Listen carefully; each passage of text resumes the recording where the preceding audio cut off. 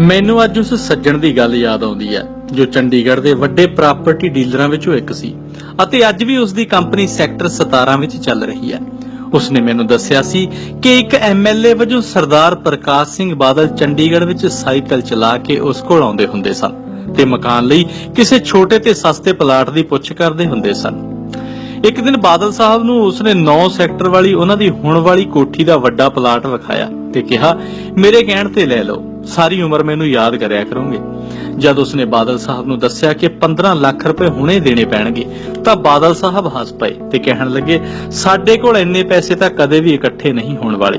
ਜੋ ਕੁਝ ਉਸ ਪ੍ਰਾਪਰਟੀ ਡੀਲਰ ਨੇ ਮੈਨੂੰ ਦੱਸਿਆ ਉਸ ਅਨੁਸਾਰ ਉਸਨੇ ਪੇਸ਼ਕਸ਼ ਕੀਤੀ ਕਿ ਉਹ 15 ਲੱਖ ਦਾ ਕਰਜ਼ ਵੀ ਦਵਾ ਦੇਵੇਗਾ ਜਿਹੜਾ ਬਾਦਲ ਸਾਹਿਬ ਹੌਲੀ-ਹੌਲੀ ਵਾਪਸ ਕਰ ਦੇਣਗੇ। ਸੋ ਉਸ ਵੱਲੋਂ ਦਵਾਏ ਗਏ ਕਰਜ਼ ਨਾਲ ਬਾਦਲ ਸਾਹਿਬ ਨੇ ਪਹਿਲੀ ਸ਼ਹਿਰੀ ਜਾਇਦਾਦ ਖਰੀਦੀ। ਪ੍ਰਾਪਰਟੀ ਡੀਲਰ ਵਧਾ ਚੜਾ ਕੇ ਵੀ ਗੱਲਾਂ ਕਰਦੇ ਹੁੰਦੇ ਹਨ, ਪਰ ਮੇਰਾ ਖਿਆਲ ਹੈ ਕਿ ਉਸਨੇ ਮੈਨੂੰ ਗਲਤ ਕੁਝ ਨਹੀਂ ਦੱਸਿਆ ਹੋਵੇਗਾ ਕਿਉਂਕਿ ਮੈਂ ਇੱਕ ਗਾਹਕ ਵਜੋਂ ਉਸ ਕੋਲ ਨਹੀਂ ਸੀ ਗਿਆ, ਸਗੋਂ ਇੱਕ ਸਮਾਜਿਕ ਸਮਾਗਮ ਵਿੱਚ ਮਿਲਿਆ ਸੀ। ਜੇ ਉਪਰੋਕਤ ਕਥਾ ਠੀਕ ਹੈ ਤਾਂ ਇਤਿਹਾਸਕਾਰਾਂ ਲਈ ਇਹ ਜਾਂਚ ਕਰਨੀ ਬੜੀ ਲਾਹੇਵੰਦ ਹੋਵੇਗੀ ਕਿ ਇੱਕ ਕਾਂਗਰਸੀ ਐਮਐਲਏ ਵਜੋਂ ਪ੍ਰਕਾਸ਼ ਸਿੰਘ ਬਾਦਲ ਕਿਸ ਰੂਪ ਵਿੱਚ ਚੰਡੀਗੜ੍ਹ ਆਏ ਸੀ ਤੇ ਫਿਰ ਪੰਥਕ ਆਗੂ ਬਣ ਕੇ ਇਸ ਸ਼ਹਿਰ ਵਿੱਚ ਉਹਨਾਂ ਕੀ ਪ੍ਰਾਪਤੀਆਂ ਕੀਤੀਆਂ ਤੇ ਕਿੰਨੀ ਖੱਟੀ।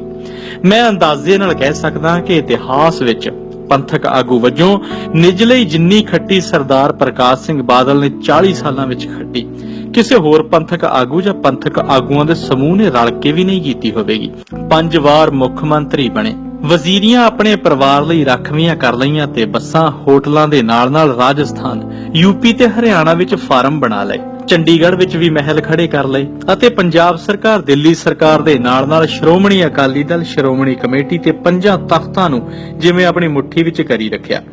ਇਤਿਹਾਸ ਵਿੱਚ ਇਸ ਤੋਂ ਪਹਿਲਾਂ ਕਿਸੇ ਹੋਰ ਪੰਥਕ ਆਗੂ ਨੇ ਰਾਜ ਨਹੀਂ, ਸੇਵਾ ਦੇ ਨਾਂ ਤੇ ਇਸ ਦੇ 100ਵੇਂ ਜਾਂ 1000ਵੇਂ ਹਿੱਸੇ ਦੇ ਬਰਾਬਰ ਵੀ ਨਹੀਂ ਸੀ ਕਮਾਇਆ ਜਾਂ ਹਥਿਆਇਆ ਹੋਵੇਗਾ। ਪਰ ਉਸ ਤੋਂ ਵੱਡਾ ਪ੍ਰਸ਼ਨ ਇਹ ਹੈ ਕਿ ਬਦਲੇ ਵਿੱਚ ਇਤਿਹਾਸਿਕ ਹਸਤੀ ਨੇ ਪੰਜਾਬ ਅਤੇ ਪੰਥ ਨੂੰ ਕੁਝ ਦਿੱਤਾ ਵੀ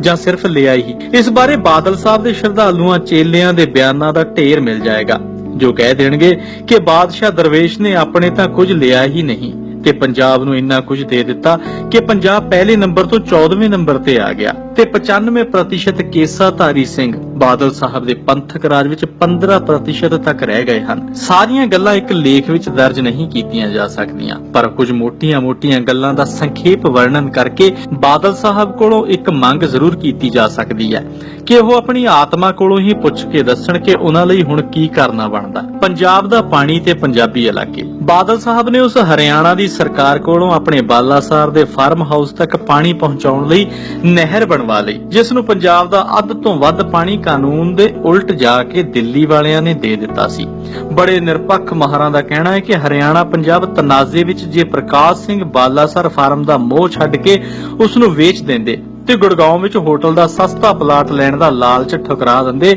ਤਾਂ ਪੰਜਾਬ ਦੇ ਪਾਣੀ ਵੀ ਪੰਜਾਬ ਨੂੰ ਮਿਲ ਜਾਣੇ ਸਨ, ਪੰਜਾਬੀ ਇਲਾਕੇ ਵੀ ਤੇ ਚੰਡੀਗੜ੍ਹ ਵੀ। ਸਤਲੁਜ ਜਮਨਾ ਨਹਿਰ ਦੀ ਤਾਂ ਗੱਲ ਵੀ ਕਿਸੇ ਨੇ ਨਹੀਂ ਸੀ ਕਰ ਸਕਣੀ, ਪਰ ਹਰਿਆਣੇ ਕੋਲੋਂ ਨਹਿਰ ਦੀ ਖੁਦਾਈ ਲਈ ਪਹਿਲਾ ਚੈੱਕ ਵੀ ਤਾਂ ਬਾਦਲ ਸਾਹਿਬ ਨੇ ਹੀ ਲਿਆ ਸੀ, ਜਿਸ ਨਾਲ ਸਾਰਾ ਕੇਸ ਕਮਜ਼ੋਰ ਹੋ ਗਿਆ ਤੇ ਮਗਰੋਂ ਦੇ ਰੋਸ ਵਿਖਾਵੇ ਨਿਰੇ ਵਿਖਾਵੇ ਦੇ ਹੰਝੂ ਹੀ ਸਾਬਤ ਹੋਏ। ਵਿਖਾਵੇ ਦੇ ਇਸ ਲਈ ਕਿ ਬਾਦਲ ਸਾਹਿਬ ਤੇ ਉਹਨਾਂ ਦਾ ਪਰਿਵਾਰ ਇਸ ਸਾਰੇ ਸਮੇਂ ਵਿੱਚੋਂ ਬਹੁਤਾ ਸਮਾਂ ਦਿੱਲੀ ਅਤੇ ਪੰਜਾਬ ਦੀਆਂ ਹਕੂਮਤਾਂ ਵਿੱਚ ਹਾਕਮ ਬਣ ਕੇ ਬੈਠੇ ਰਹੇ ਤੇ ਹਰਿਆਣੇ ਵਿੱਚ ਉਹਨਾਂ ਦਾ ਪੱਗ ਵੱਟ ਭਰਾ ਮੁੱਖ ਮੰਤਰੀ ਰਿਹਾ ਸੀ। ਜੇ ਗੁਰੂ ਦਾ ਆਜ਼ਾਦ ਅਕਾਲ ਤਖਤ ਅੱਜ ਕਿਤੇ ਹੁੰਦਾ ਜਾਂ ਕੋਈ ਪੰਥਕ ਟ੍ਰਿਬਿਊਨਲ ਕਾਇਮ ਹੋਇਆ ਹੁੰਦਾ ਤਾਂ ਬਾਦਲ ਸਾਹਿਬ ਨੂੰ ਇਹ ਸਵਾਲ ਜ਼ਰੂਰ ਕਰਦਾ ਕਿ ਹਰਿਆਣੇ, ਰਾਜਸਥਾਨ ਸਮੇਤ ਜਿਨ੍ਹਾਂ ਰਾਜਾਂ ਕੋਲੋਂ ਤੁਸੀਂ ਤੇ ਤੁਹਾਡਾ ਪਰਿਵਾਰ ਕਰੋੜਾਂ ਨਹੀਂ ਅਰਬਾਂ ਦੇ ਲਾਭ ਲੈਂਦੇ ਰਹੇ, ਜੇ ਤੁਸੀਂ ਉਹ ਲਾਭ ਛੱਡ ਦਿੰਦੇ ਤਾਂ ਕੀ ਪੰਜਾਬ ਨਾਲ ਉਹ ਧੱਕਾ ਹੋਣਾ ਸੀ ਜੋ ਅੱਜ ਤੱਕ ਹੁੰਦਾ ਚੱਲਿਆ ਆ ਰਿਹਾ ਤੇ ਇਸ ਦਾ ਦੋਸ਼ੀ ਤੁਹਾਡੇ ਤੋਂ ਬਿਨਾਂ ਕਿਸੇ ਹੋਰ ਨੂੰ ਠਹਿਰਾਇਆ ਜਾ ਸਕਦਾ। ਪੰਜਾਬ ਦੀ ਆਰਥਿਕ ਮੰਦਹਾਲੀ ਕੀ ਇਸੇ ਨਿੱਜੀ ਲੋਭ ਲਾਲਚ ਵਿੱਚੋਂ ਹੀ ਨਹੀਂ ਉਪਜੀ, ਵਰਨਾ ਇਹ ਹਿੰਦੁਸਤਾਨ ਦੇ ਸਾਰੇ ਸੂਬਿਆਂ 'ਚੋਂ ਇੱਕ ਨੰਬਰ ਦਾ ਸੂਬਾ ਹੋਣਾ ਸੀ। Blue star operation. ਬਾਦਲ ਵਿਰੋਧੀ ਤਾਂ ਇਹ ਵੀ ਕਹਿੰਦੇ ਹਨ ਕਿ ਕੇਂਦਰ ਨੇ ਇਹ ਜ਼ੁਲਮ ਅਕਾਲੀ ਲੀਡਰਾਂ ਦੀ ਰਜ਼ਾਮੰਦੀ ਪ੍ਰਾਪਤ ਕਰਕੇ ਕੀਤਾ ਸੀ ਕਿਉਂਕਿ ਅਕਾਲੀ ਲੀਡਰ ਸੰਤ ਜਰਨੈਲ ਸਿੰਘ ਤੋਂ ਖਹਿੜਾ ਛਡਵਾਉਣਾ ਚਾਹੁੰਦੇ ਸਨ, ਪਰ ਇਸ ਬਾਰੇ ਅੰਤਮ ਨਿਰਣਾ ਤਾਂ ਇਤਿਹਾਸਕਾਰ ਹੀ ਦੇਣਗੇ। ਸਾਡੇ ਸਾਹਮਣੇ ਜੋ ਹੋਇਆ ਉਹ ਇਹੀ ਹੈ ਕਿ ਆਪਰੇਸ਼ਨ ਤੋਂ ਬਾਅਦ ਅਕਾਲੀ ਸੱਤਾ ਵਿੱਚ ਇਹ ਕਹਿ ਕੇ ਆ ਗਏ ਕਿ ਸੱਤਾ ਵਿੱਚ ਆ ਕੇ ਉਹ ਸਾਰੇ ਮਾਮਲੇ ਦੀ ਪੜਤਾਲ ਕਰਵਾ ਕੇ ਸੱਚ ਵੀ ਦੁਨੀਆ ਸਾਹਮਣੇ ਲਿਆਉਣਗੇ ਤੇ ਕਸੂਰਵਾਰਾਂ ਨੂੰ ਸਜ਼ਾ ਵੀ ਦੇਵਣਗੇ। ਸੱਤਾ ਵਿੱਚ ਆਉਣ ਮਗਰੋਂ ਪੱਤਰਕਾਰਾਂ ਦੇ ਸਵਾਲਾਂ ਦੇ ਜਵਾਬਾਂ ਵਿੱਚ ਉਹਨਾਂ ਇਹ ਕਹਿ ਕੇ ਹੀ ਪੁੱਲਾ ਛਡਾ ਲਿਆ ਕਿ ਛੱਡੋ ਜੀ, ਹੁਣ ਬੀਤੀਆਂ ਗੱਲਾਂ ਵੱਲ ਹੀ ਵੇਖਦੇ ਰਹਿਣਾ ਜਾਂ ਅੱਗੇ ਵਧਣ ਲਈ ਭਵਿੱਖ ਦਾ ਫਿਕਰ ਵੀ ਕਰਨਾ। ਜਦ ਜਸਟਿਸ ਕੁਲਦੀਪ ਸਿੰਘ ਦੀ ਕੋਸ਼ਿਸ਼ ਨਾਲ 3 ਜੱਜਾਂ ਦਾ ਪ੍ਰਾਈਵੇਟ ਕਮਿਸ਼ਨ ਪੜਤਾਲ ਕਰਨ ਲਈ ਬੈਠ ਗਿਆ ਤੇ ਹਜ਼ਾਰਾਂ ਲੋਕ ਸੱਚ ਦੱਸਣ ਲਈ ਚੰਡੀਗੜ੍ਹ ਪਹੁੰਚ ਗਏ ਤਾਂ ਬਾਦਲ ਸਰਕਾਰ ਨੇ ਹਾਈ ਕੋਰਟ ਵਿੱਚ ਜਾ ਕੇ ਕਮਿਸ਼ਨ ਦੇ ਕੰਮ ਤੇ ਪਾਬੰਦੀ ਲਵਾ ਦਿੱਤੀ। ਨਾ ਆਪ ਪੜਤਾਲ ਕਰਵਾਈ, ਨਾ ਜੱਜਾਂ ਨੂੰ ਕਰਨ ਦਿੱਤੀ, ਨਾ ਧਰਮੀ ਫੌਜੀਆਂ ਦਾ ਕੁਝ ਬਣਨ ਦਿੱਤਾ, ਨਾ ਹਜ਼ਾਰਾਂ ਅਣਪਛਾਤੀਆਂ ਲਾਸ਼ਾਂ ਦਾ ਤੇ ਨਾ ਘਰੋਂ ਚੁੱਕੇ ਗਏ ਮੁੰਡਿਆਂ ਦਾ।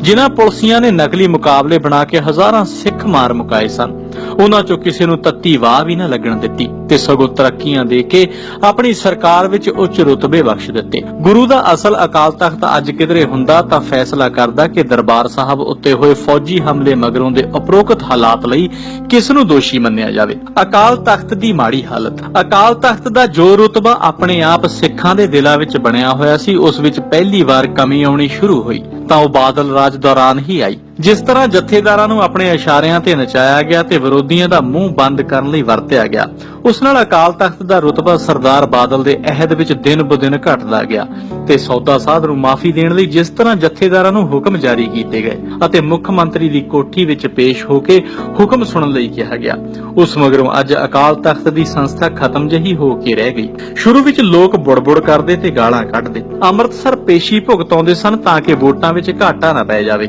ਪਰ ਅੱਜ-ਕੱਲ ਜਿਹੜੇ ਮੰਨੇ ਪਰਮੰਨੇ ਸਿੱਖ ਸਿਆਸੀ ਲੋਕਾਂ ਦੇ ਫਰਮਾਂ ਬਰਦਾਰਾਂ ਨੂੰ ਜਥੇਦਾਰ ਮੰਨਣ ਤੋਂ ਇਨਕਾਰ ਕਰਦੇ ਹੋਏ ਉਹਨਾਂ ਕੋਲ ਪੇਸ਼ੀ ਭੁਗਤਣ ਤੋਂ ਇਨਕਾਰ ਕਰਦੇ ਹਨ। ਉਹਨਾਂ ਵਿੱਚ ਅਕਾਲ ਤਖਤ ਦਾ ਇੱਕ ਸਾਬਕਾ ਜਥੇਦਾਰ ਤੇ ਬਹੁਤੇ ਸਿੱਖ ਵਿਦਵਾਨ ਸ਼ਾਮਲ ਹਨ। ਅੱਜ ਗੁਰੂ ਦਾ ਅਕਾਲ ਤਖਤ ਜੇ ਕਿਤੇ ਹੁੰਦਾ ਤਾਂ ਗੁਰੂ ਦਾ ਤਖਤ ਕਿਸ ਨੂੰ ਜ਼ਿੰਮੇਵਾਰ